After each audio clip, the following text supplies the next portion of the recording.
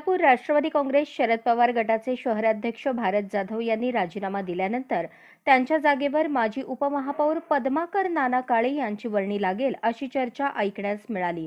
परंतु या निवडीमध्ये महेश कोठे यांचे वर्चस्व राहिले असून काँग्रेसमधून राष्ट्रवादीमध्ये आलेले सुधीर खरटमल यांना शहराध्यक्ष करण्यात आले आहे, तर सोलापूर कार्याध्यक्ष म्हणून तौफिक शेख आणि पद्माकर काळे यांना संधी देण्यात आली आहे।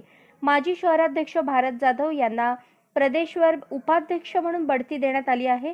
माजी महापौर UN बेरिया यांना शहराच्या प्रवक्तेपदावर नियुक्ती दिली आहे, तर माजी महापौर नलिनी चंदेले यांची प्रदेश महिला उपाध्यक्ष पदावर नियुक्ती करण्यात आली आहे।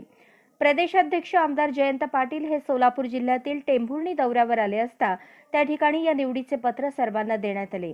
सर्व नूतन पदाधिकाऱ्यांना प्रदेशाध्यक्ष जयंत पाटील यांनी शुभेच्छा देताना शरद पवारांच्या विचारांचा राष्ट्रवादी काँग्रेस सोलापूर शहरात रुजवून पक्ष संघटना मजबूत करण्याचे आवाहन केले। या बातमीपत्राचे प्रायोजक आहेत हॉटेल चित्रा एक्झिक्युटिव्ह।